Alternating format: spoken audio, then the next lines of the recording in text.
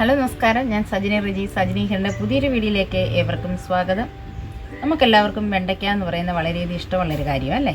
അപ്പം വെണ്ടയ്ക്ക നമുക്ക് തീയൽ വെക്കാം, മെഴുക്ക് പുരട്ടി വെക്കാം, തോരൻ വെക്കാം, അങ്ങനെ പല പല ഐറ്റംസ് വെണ്ടയ്ക്കയും കൊണ്ട് ഉണ്ടാക്കാം.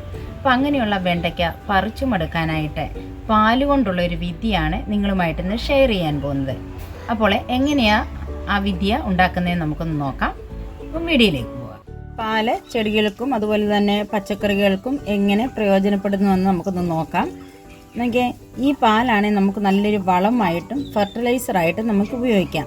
ഈ പാലിൽ ധാരാളം calcium, vitamin B, protein, sugar എന്നിവയെല്ലാം അടങ്ങിയിട്ടുണ്ട്. അപ്പോൾ നമുക്ക് ഇതെങ്ങനെയാണ് ഉണ്ടാക്കുന്നതെന്ന് നമുക്കൊന്ന് നോക്കാം. അപ്പോൾ നോക്കി, ഞാനിവിടെ ഒരു ബൗൾ എടുത്തിട്ടുണ്ട്.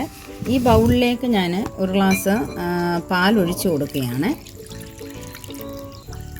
നമുക്ക് ഒറിജിനൽ പാല് വേണമെന്നില്ല. ചീത്തയായ പാലുണ്ടല്ലോ, ആ പാല് കളയാതെ നിങ്ങൾ ഇതുപോലെ ചെയ്താൽ മതി കേട്ടോ. നമുക്ക് ചീഞ്ഞ പാലും നമുക്ക് ഉപയോഗിക്കാം കേട്ടോ. അഴുക്കായ പാല് നമ്മൾ വലിച്ചെറിയാതെ നമ്മളിതുപോലെ നമുക്ക് ചെടികൾക്ക് ഉപയോഗിക്കാവുന്നതാണ്.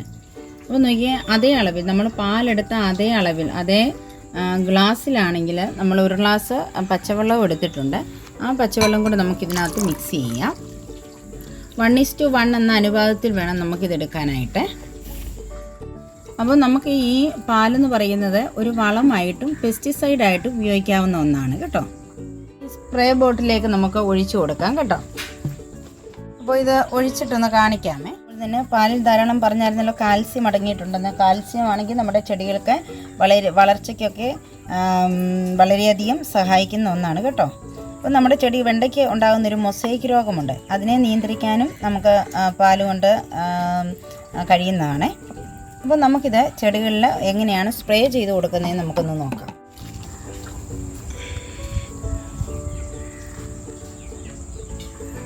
അപ്പോൾ നമ്മുടെ വെണ്ട കണ്ടോ, ഈ വെണ്ട നമ്മുടെ റെഡ് വെണ്ടയാണേ. നോക്കി, പല ടൈപ്പിലുള്ള വെണ്ടയുണ്ട്. അതായത് റെഡ് വെണ്ടയുണ്ട്, ആനക്കൊമ്പനുണ്ട്, പച്ച വെണ്ടയുണ്ട്. അപ്പോൾ അങ്ങനെ പല ടൈപ്പിലുള്ള ഈ റെഡ് ആനക്കൊമ്പൻ വെണ്ടയുമുണ്ട്. അപ്പം ഇത് റെഡല്ല, ഇത് ഇടത്തരം വെണ്ടയ്ക്കായ കേട്ടോ.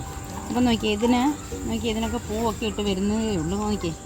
നല്ല ഉണ്ടോ, പിന്നെ പൂവൊക്കെ ഇട്ട് ഇത് വേനൽക്കാലത്ത് നല്ല കുട്ടപ്പനായിട്ട് നിൽക്കുക കേട്ടോ. ഇതിന് മഞ്ഞളിപ്പൊന്നുമില്ല, നല്ല ഇതായിട്ടാണ് നിൽക്കുന്നത്. കറുത്ത സ്പോട്ടോ അങ്ങനെയുള്ള കാര്യങ്ങളൊന്നും നമ്മുടെ ഈ വെണ്ടയ്ക്കില്ല. അപ്പോൾ നമ്മൾ വെണ്ട നല്ലതുപോലെ നമ്മളുണ്ടാക്കിയിരിക്കുന്ന ഈ സൊല്യൂഷനാണെങ്കിൽ നമ്മൾ ഈ ചെടികളിൽ ഇങ്ങനെ ഇലകളിലൊക്കെ ഇങ്ങനെ അടിച്ചു കൊടുക്കണം. ഇലകളിലൊക്കെ അടിച്ചു കൊടുക്കുമ്പം ഇലയാണെങ്കിൽ പെട്ടെന്ന് നമ്മുടെ ഇത്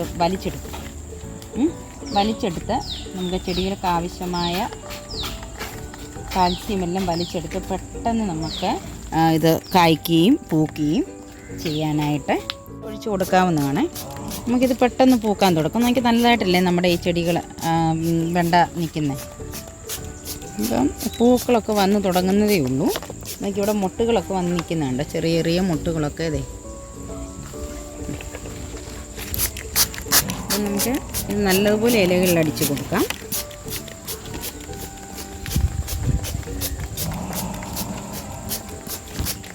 അതുപോലെ തന്നെ ഇതിൻ്റെ ഇലയുടെ അടിഭാഗത്ത് നമ്മൾ അടിക്കുമ്പോൾ അടിച്ചു കൊടുക്കണം കേട്ടോ. അപ്പം നമ്മുടെ അതുപോലെ തന്നെ വേറെ നോക്കിയ ഒരു വെണ്ട കാണിക്കാം ഞാൻ. അത് നിറച്ചും കായ്ച്ച് നിൽക്കുകയാണ്. ഇത് കണ്ടോ, ഇതിലും വെണ്ടയ്ക്കൊക്കെ ഉണ്ടോ നിൽക്കുന്നത് കണ്ടോ.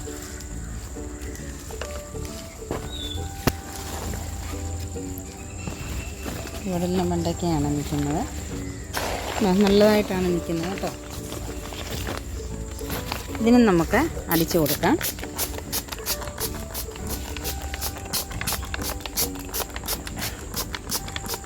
നല്ലതുപോലെ കായ്ഫലങ്ങളൊക്കെ ധാരാളം ഉണ്ടാകും കേട്ടോ.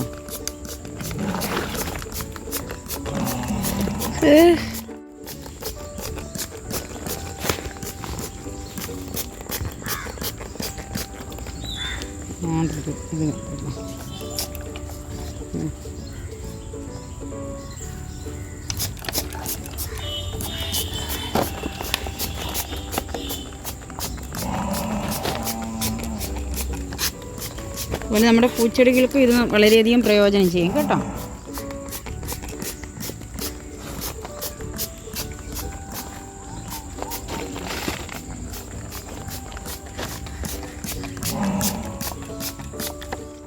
എല്ലാവർക്കും എൻ്റെ വീഡിയോ ഇഷ്ടമായാൽ നിങ്ങളൊന്ന് ലൈക്ക് ചെയ്യാനും ഷെയർ ചെയ്യാനും സബ്സ്ക്രൈബ് ചെയ്യാനും മറക്കരുത്.